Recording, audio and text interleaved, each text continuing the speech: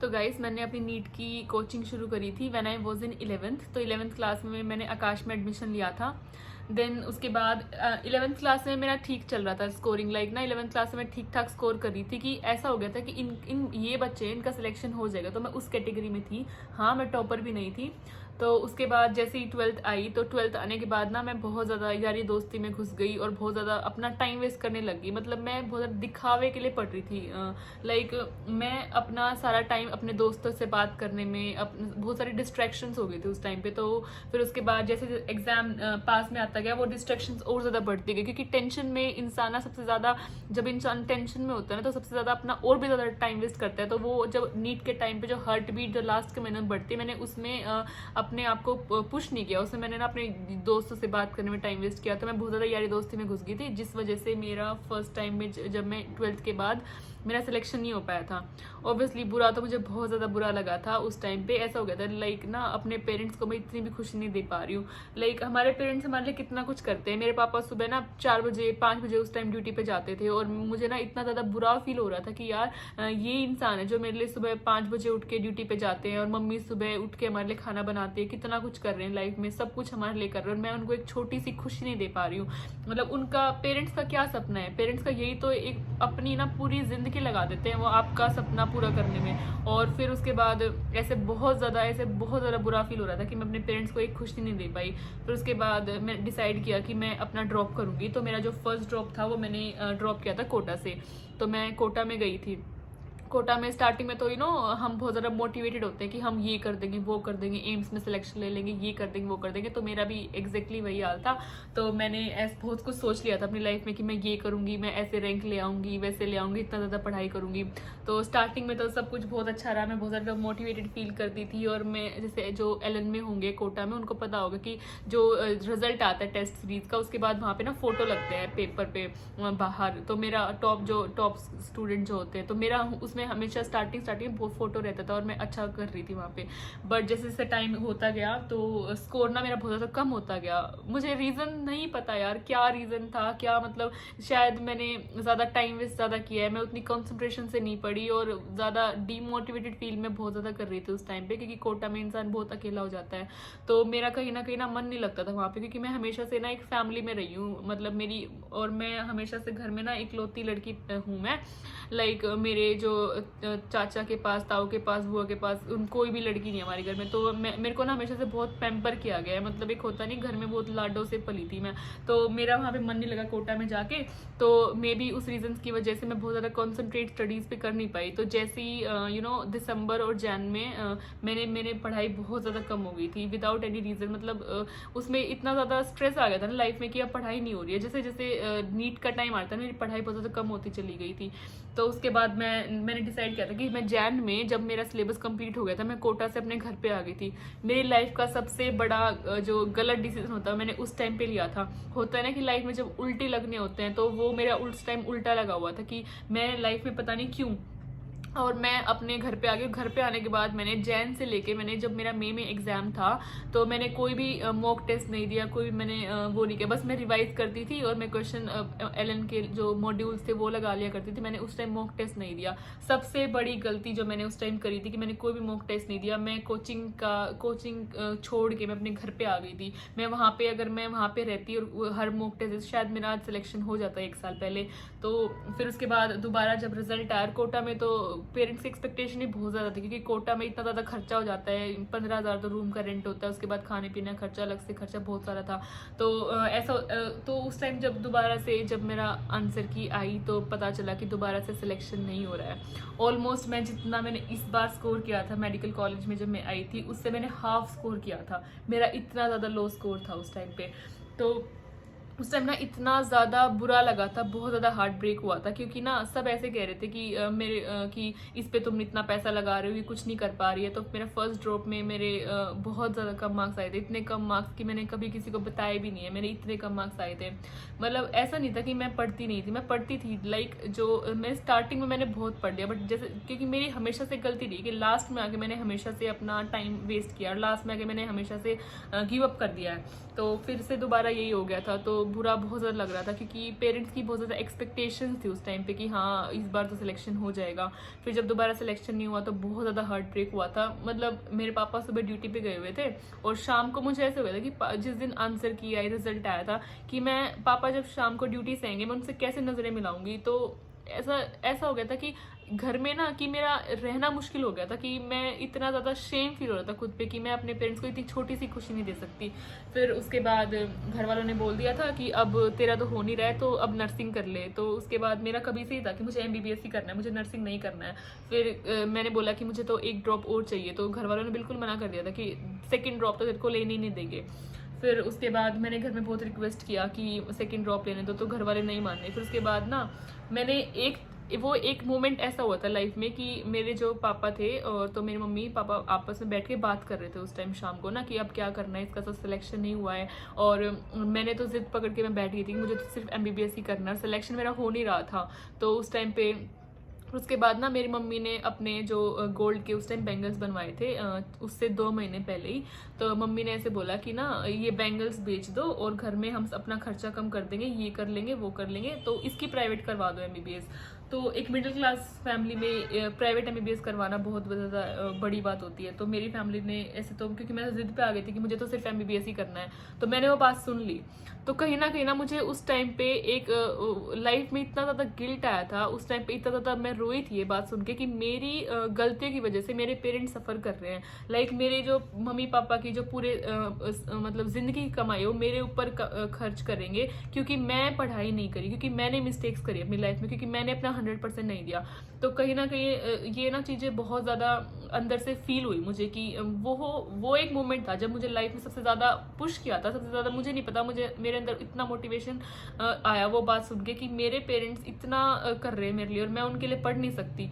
तो उस टाइम पे ना जैसे मैंने फिर अगले दिन सुबह हुई मम्मी पापा से बोला कि मुझे एक ड्रॉप और करना है, और मैं बहुत रोई, पूरे दिन बैठ के रोई कि थोड़ा इमोशनल अत्याचार तो करना पड़ता है ना घर वालों के ऊपर। कि फिर बोला कि पापा ने कि कितने मार्क्स बढ़ जाते हैं, मैक्सिमम 50 मार्क्स बढ़ जाएंगे, तेरे को तो डबल मार्क्स लेने हैं एक मेडिकल कॉलेज में जाने के लिए, इतना ज़्यादा स्ट्रगल, इतना ज़्यादा और इतना ज़्यादा पढ़ाई नहीं हो सकती, मैक्सिमम इतने 50 या 100 नंबर बढ़ सकते हैं ड्रॉप करने से। फिर उस टाइम पे मैंने घर वालों को बहुत मनाया, क्योंकि मेरे को था कि अंदर से कि अगर पेरेंट्स मेरे लिए इतना कर सकते हैं ना कि वो अपनी पूरी ज़िंदगी की कमाई मेरे ऊपर लगा सकते हैं, तो मैं उनके लिए 1 साल तो पढ़ ही सकती हूँ, इतना तो मैं करने वाली हूँ अब। तो वो मोमेंट था कि मेरे को लाइफ में इतना ज़्यादा मोटिवेटेड फील हुआ था उस टाइम पे कि मैंने सिंपल बोल दिया था कि यार आप एक बार देख लो, मुझे ड्रॉप करवा के मुझे अपनी ज़िंदगी का एक लास्ट साल दे दो। फिर मैंने दोबारा से ड्रॉप किया। तो उस टाइम पे मैंने दोबारा से कोचिंग में एडमिशन लिया, और यही हुआ मेरे साथ कि स्टार्टिंग में मेरा स्कोर बहुत अच्छा चल रहा था, स्टार्टिंग में मेरा स्कोर अच्छा चल रहा था, और मेरा एक अच्छा फ्रेंड सर्कल बना वहाँ पे कोचिंग पे भी, और हम सब बैठ के पढ़ते थे। हम सब मतलब इतना ज़्यादा हमारे अंदर डेडिकेशन था उस टाइम पे कि हम पूरा जो मेरा ग्रुप था, मैं और मेरा ग्रुप बैठ के पढ़ते थे, ग्रुप स्टडी करते थे, सेल्फ स्टडी करते थे। और कि किसी का 1 मार्क्स ज़्यादा आ जाता था ना उस टाइम पे, हम ऐसे करते थे कि इसका 1 मार्क्स ज़्यादा आ गया, इसका 1 मार्क्स ज़्यादा हो गया, और हम पूरे दिन बैठ के पढ़ते थे। तो इतना ज़्यादा हम पागल हो गए थे बिल्कुल। तो मेरे याद है कि मैं अपने हॉस्टल में किसी से बात नहीं करती थी, हॉस्टल में मैंने 0 कॉन्टेक्ट कर रखे थे, मैंने इतना ज़्यादा उस टाइम पढ़ाई करी थी। तो फिर उसके बाद जैसे जैसे टाइम आता गया तो लास्ट के महीनों में ऐसा हो गया था कि जैन तक सब अच्छा चल रहा था। फिर जैन में आने के बाद ना मेरा एकदम से स्कोर घट गया। तो मेरे जैसे 580 से 550, फिर 500, फिर उसके बाद एक टाइम ऐसा है कि मेरा 480 स्कोर आ गया था उस टाइम पे। ये बात है जैन की।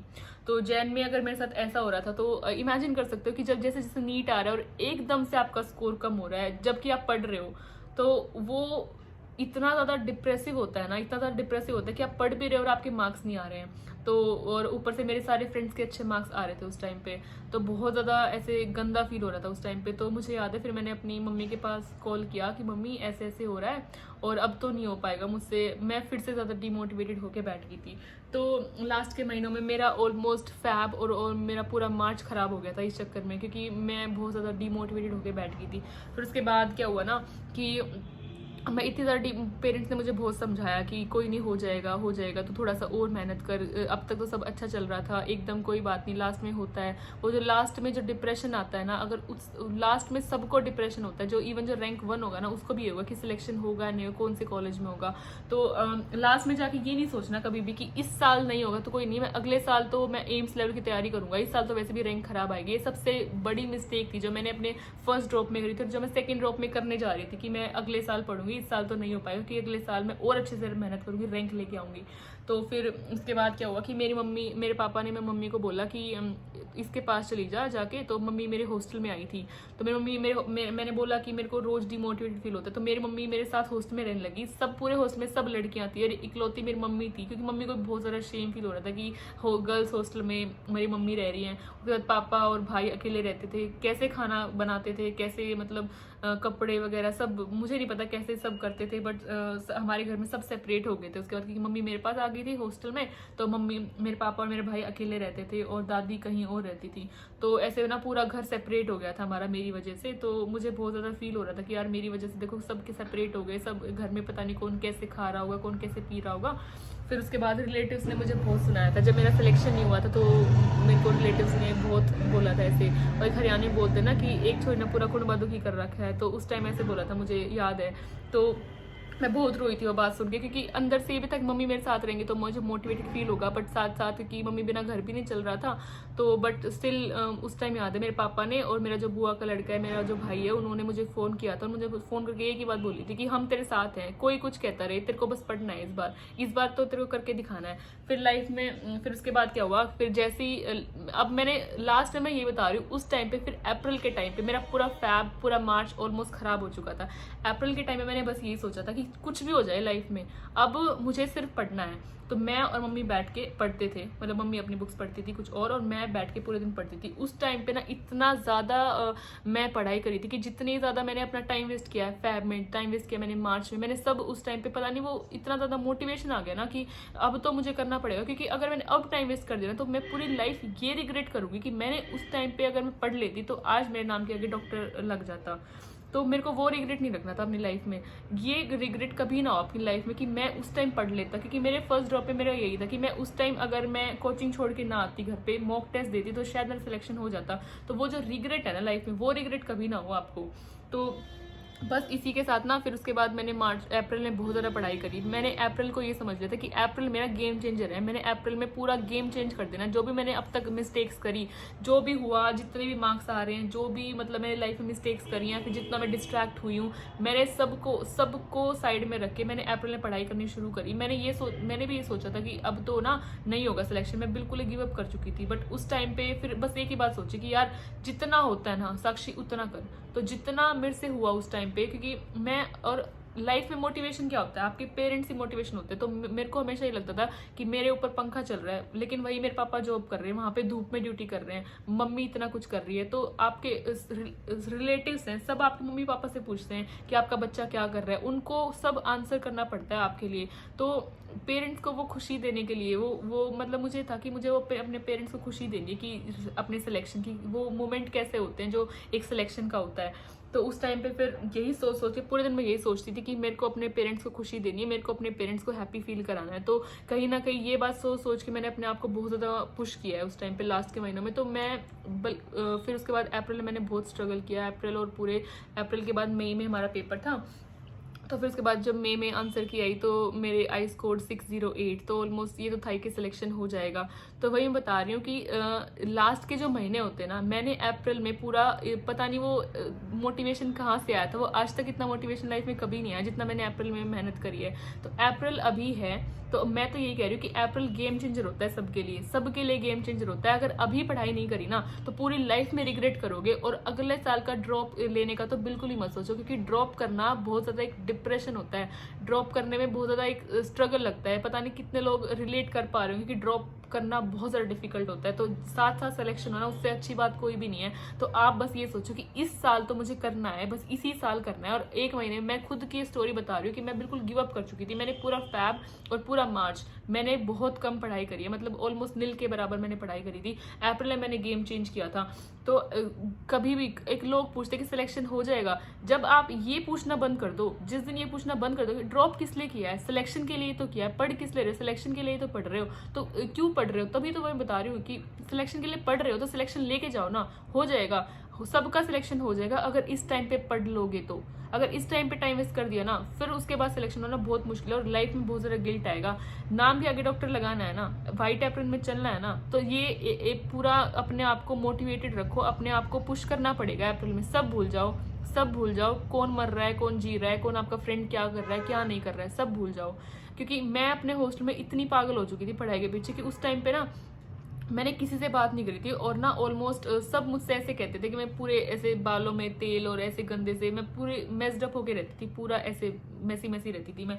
तो उसके बाद जब मैं कॉलेज में आई ना, तो सब ऐसे देख के हैरान हुए कि अच्छा तेरे को ये भी करना आता है, अच्छा तू ऐसे स्लोमो बना सकती है। तो बिल्कुल आपकी लाइफ चेंज हो जाएगी। जो भी आपने लाइफ में सोचा ना सब होगा, बट एक बार तो स्ट्रगल करना पड़ेगा। तो वही है, अप्रैल में मैं खुद की स्टोरी बता रही हूँ। मैंने अप्रैल में गेम चेंज किया है, मैंने ऑलमोस्ट अपना स्कोर डबल किया है। मेरा जो स्कोर था 608, मैंने उसका मेरे पहले जो पहला ड्रॉप था उसमें बिल्कुल मैं उसका हाफ स्कोर किया था मैंने।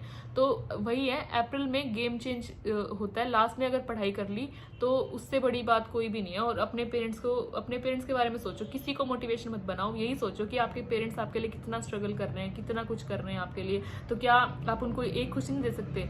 आपके पेरेंट्स आपकी किडनी तो मांग नहीं रहे, बस एक यही तो कह रहे कि पढ़ लो, एक नीट में सिलेक्शन ले लो। तो आपके पेरेंट्स आपके लिए इतना कर रहे हैं, बहुत कुछ कर रहे हैं, आपको जो दिख भी नहीं रहा। आपको शायद ये लगता होगा कि हाँ वो डांट रहे हैं, वो आपको डीमोटिवेट कर रहे हैं कि तेरा सिलेक्शन क्यों नहीं हो रहा, वो आपको, क्योंकि उनके पीछे बहुत आपको तो बस पढ़ाई करनी है। पेरेंट्स के लिए जो सोसाइटी में लोग उनसे पूछते हैं कि आपका बच्चा क्या कर रहा है, तो क्या बताएं कि कितने साल से ड्रॉप कर रहे हो, कि किसी सिलेक्शन नहीं हो रहा है, तो ये बात बहुत उन्हें आपसे ज़्यादा बुरा लगता है। तो हमेशा अपने पेरेंट्स को प्राउड फील कराने के लिए पढ़ो। और लास्ट के महीने में बिल्कुल टाइम वेस्ट मत करना, पूरा लास्ट का महीना गेम चेंजर होता है। अगर अभी पढ़ाई कर ली ना तो पूरी लाइफ में कभी रिग्रेट फील नहीं होगा। तो उसी हिसाब से पढ़ते रहो और बिल्कुल गेम चेंज होगा। बिल्कुल ये क्वेश्चन मत पूछो कि सिलेक्शन होगा या नहीं होगा, हमेशा बस यही कहना है कि सिलेक्शन तो होगा ही होगा, क्योंकि मैंने पढ़ाई करी है। All the best.